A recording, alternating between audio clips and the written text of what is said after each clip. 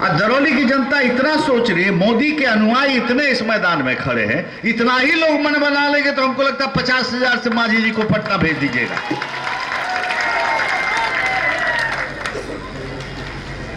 आप बड़ा चिंतन करते हैं। पहले होता क्या था, भाजपा वाले लोग आते थे तो पब्लिक कहने लगा था, हमारा मजाक उड़ाता था, कसम राम की खाते हैं, मंदिर वहीं बनाएंगे, लेकिन कब बनाएंगे ये अभी नहीं बताएंगे। अब क्या है,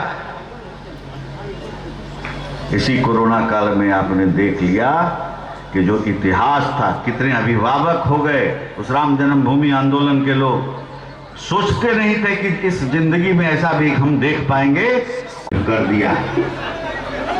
और दूसरा, रामनारायण राव दिन कोरोना का सुई निकलेगा, बिहार का एक आदमी को निःशुल्क मुफ्त में सबका टीकाकरण नरेंद्र मोदी कराने जा रहे हैं। अरे संवेदनशील प्रधानमंत्री है। और जब इतना आस्था पूरे भारतवर्ष को, जब ऐसे प्रधानमंत्री, पहले होता था किसान का क्या होगा, किसान का क्या होगा, अरे किसान तो मतलब कि वोट लेने के लिए चीज, जाके पूछिए गांव में। इस कोरोना काल में भी किसान के अकाउंट में पैसा आ गया है। और बिहार को सोच के गरीब कल्याण योजना 3 महीना से बढ़ा के इस पूरा महीना देते हुए, छठ पूजा संपन्न कराते हुए, उसके बाद ये योजना जाके समाप्त होगा। और ऐसे पार्टी के नेता के दरौली के कैंडिडेट मांझी जी हैं, जो गलती हुई आपसे उसको क्षमा करेंगे मोदी जी पिछली बार का, और जो गलती हुई मांझी जी से कभी, उसको क्षमा करिएगा आप। मन बनाइए आप और भेजिए यहां से रामनारायण मांझी को पटना, और जैसे रामायण मांझी को, और जिस तरह से कोरोना मुक्त भारत हम लोग देखने जा रहे हैं, माले मुक्त दरौली बनाइए आप। आज आप सब जिनका इंतजार कर रहे हैं, ज्यादा हम बाधक नहीं बनेंगे। और इसी के साथ मेरे साथ 2 नारा आप लगाइएगा, जोर से दोनों हाथ उठा के बोलिए, भारत माता की, भारत माता की, वंदे वंदे। जब भारत माता को कर लिए हैं तो बिना भगवान के बहुत बहुत धन्यवाद। और एक गुठनी के जनता के संबोधित करी, मनोज तिवारी जिंदाबाद, विवेक ठाकुर जिंदाबाद, नरेंद्र मोदी जिंदाबाद।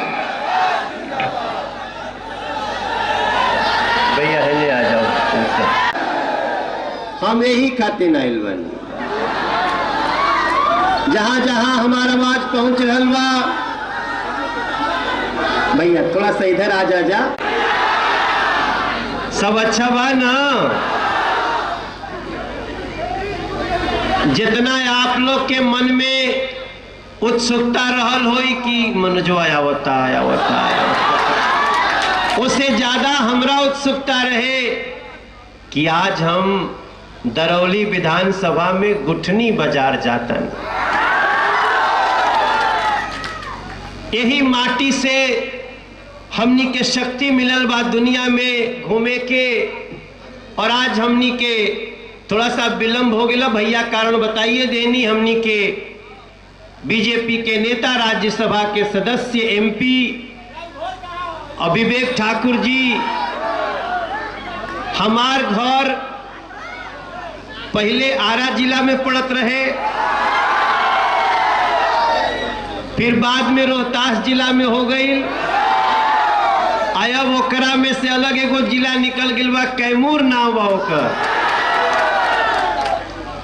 तो हमार गांव तरवलिया मोहनिया के पास बाटी, थाना मोहनिया। लेकिन हमरा अगर हमार ब्लड निकाल के देखब जा तो हर समय रिपोर्ट में बिहार बिहार बिहार बिहार बिहार बिहार आई। ये हमार पहचान बा। हमनी के जेकरे खातिर आइल बानी जा, हमनी के एगो ऐसन प्रत्याशी जिनके हाथ में हमेशा दरौली जब जब आयल बाटे सुरक्षित रहल बा, ऐसा हमार बड़ भाई कर्मठ प्रत्याशी एनडीए के जिनकर निशान कमल के छाप बाटे, ऐसा श्री रामायण माझी जी, हमार भाई सलेमपुर से रविंदर कुशवाहा जी सांसद बाड़े। हमारा चुनाव में ऊ आवेला, उनका में हम जाइला। आज वहां के भी उपस्थित बानी। कार्यक्रम की अध्यक्षता करतनी धर्मेंद्र सिंह जी, संचालन करतनी सुभाष ठाकुर जी, राहुल तिवारी जी विधानसभा के प्रभारी, अजय सिंह जी जदयू के नेता, राजू राम जी जदयू अध्यक्ष, सुनील ठाकुर जी जदयू नेता, उमेश कुमार मल्ल जी, चंद्रशेखर राय जी, विजय बहादुर जी, सुरेंद्र पासवान जी, मिथिलेश जी जो विस्तारक बानी, सुरजीत सिंह जी, बच्ची देवी जी, विनय शाही जी, मनोज राम जी, एजाज खान जी, नीतीश कुशवाहा जी, अंकित मिश्रा जी, और इनके साथे साथे मंच पे कोई के नाम छूट गए तो माफ कर देव जा। सब मंच पे उपस्थित तनी दूर दूर रही जा, तनी सा सोशल डिस्टेंस तो हमरा तनी हम अपन मास्क निकलले बानी ना, तो तनी दूर दूर रहल जी तो सब ठीक रही। हमनी के बहुत जगह घूमत तनी जा, रहुआ सब तो अपने में बटले बनी जा, खतरा बहरे वाले से बटे जे। हम आप लोग के जितना यहाँ हमार बड़ बुजुर्ग भैया लोग, दीदी लोग, सबका के हम मनोज तिवारी दोनों हाथ जोड़ के प्रणाम करतनी। जे मीडिया के भैया लोग बाटे, आपके भी अभिनंदन अभिवादन। और जे हमार छोट भाई बाटे उम्र में, खूब बढ़ा जा, खूब जिया जा, जिया हो बिहार के लाला, जिया हो गुठनी बाजार दरौली के बाला। आप लोग के हम खाली 2-3 गो बात कहे खातिर आइल बानी। रउआ सब अच्छा से जानत नहीं जा मनोजवा कहे खातिर आइल बा। कोई के जे यहाँ सामने कुर्सी पे बैठल बा ओकरो के, जे खड़ा बाटे ओकरो के, जे हर डरवारी पर खड़ा बाटे हमार दीदी लोग, भैया छत पे देखा, छतों पर बाटे लोग जी, भैया छत पे जे बाटे ओकरो के, जे ओ पार ओ दूर खड़ा बाटे, आप सबके भी बॉर्डर पे जो बैठल बानी जा, आप सबके प्रणाम करते हुए खाली हमार एक ही विनती बाटे, ई लड़ाई सच और झूठ के लड़ाई बा।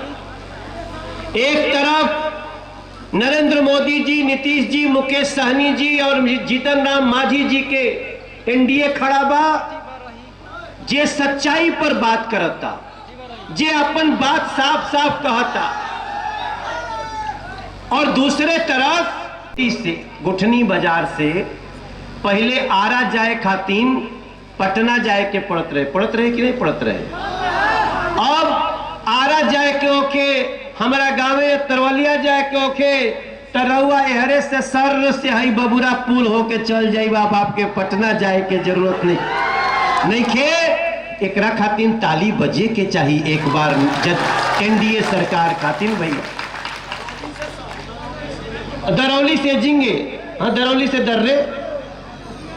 हम परसों दिन गोपालगंज रहनी तो गोपालगंज पे वो बोर्ड पे पढ़ली कि पटना 113 किलोमीटर और आरा 110 किलोमीटर। एकरा के याद रखब जा। रामायण माझी जी खातिर जब रउआ जाई वोट देवे, यहाँ वोट कहिया बा 3 तारीख के, तो याद रखिए जा कि मनोजो भैया आई रहा। और हमने यही कहा है सबसे कि सुना हो बिहार के भैया, अरे दीदी चाची सब रहवैया, अरे लोकतंत्र के रखवैया। आप लोकतंत्र के रखवाले हैं, लोकतंत्र के रखवैया। अरे सुनो बिहार के भैया, अरे एहो भैया दीदी चाचा चाची हो, काका काकी हो, अरे फिर अब के बीजेपी पे आशीर्वाद बनावा ये भैया भैया भैया। नरेंद्र मोदी नीतीश जी के साथ निभावा ये भैया। मुकेश सहनी जीतन राम मांझी के सजावा ये भैया। एनडीए के संगे कदम मिला के आवा ये भैया। और अपने मनोजवों के सीना 55 इंच बनाओ ये भैया भैया। देखा जा हम 55 इंच मांगत नहीं, 56 वाला भी कल आवता। 56 इंच वाले कल आ रहे, सासाराम आवता रे और गया आवता रे। और तीसरा हाँ सासाराम गया और छपरा। नरेंद्र मोदी जी कल आई हैं। हम उनका संगे दिल्ली में भले रहतनी, लेकिन हम कहीं होखी हाथी घूमे गावे गांव, जेकर हाथी ओकर ना हम तोहने लोगन के न बानी भैया। और हम अपना सारा दुनिया छोड़ के एक लाइन पे कहतनी कि यहां से आगे बढ़े बिहार, कदम तू मिलावा ए भैया। यहां से आगे बढ़े के चाहिए कि ना बढ़े के चाहिए? यहां से आगे बढ़े बिहार, कदम तू मिलावा ये भैया। और घर घर टॉयलेट जे बनवावल वो के सजावा ये भैया। पक्का घर बनवावे वालन के बढ़ावा ये भैया। थाली हर गरीब के भरल रहे सरसावा ये भैया। मनोजवा मांगत बाटे हमरो मान बढ़ावो ये भैया भैया भैया।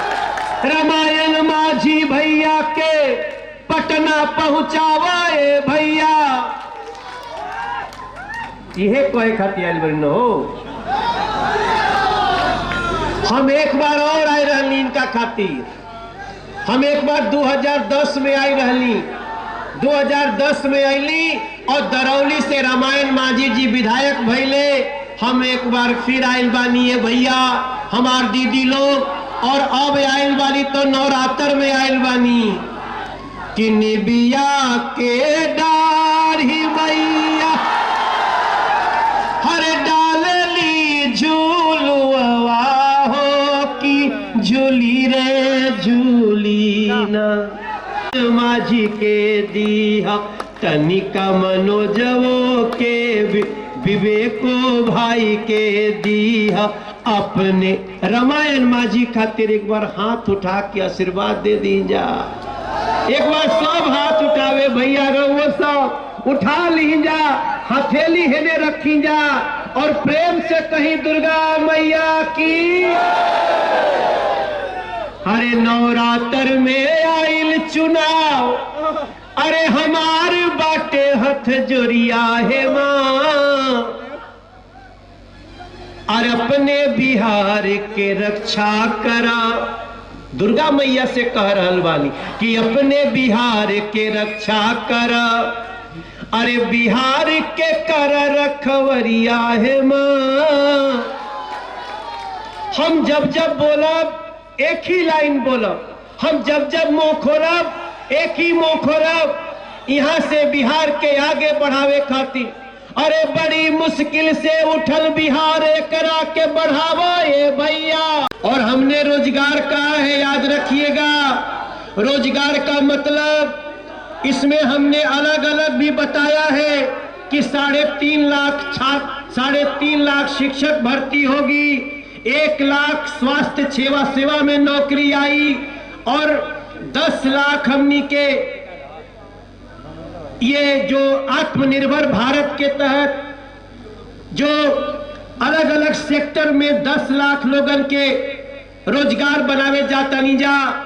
और ये 19 लाख लोगन के बीच जो हमनी के वादा बाटे वो वैसे ही पूरा होई जैसे राम मंदिर बनल, जैसे 370 हटल, जैसे आप लोग के सड़क बनल, जैसे गांव गांव बिजली आयल बाटे। मनोजवा के एक ही प्रार्थना बा, हमरो ते आपसे मांगे के अधिकार बा न। तो देखले बड़ा जाता थोड़ा हमरो अधिकार बा न। हम आपको खुशी दिए न, आज आप खातिर गली गली भागतानी जा, सड़क सड़क भागतानी जा। याद रखब जा, जैसन विवेक भैया कहले माले के साथ समझौता, तेजस्वी बाबू माले से समझौता, जेकर नारा बाटे 6 इंच छोटा करे की।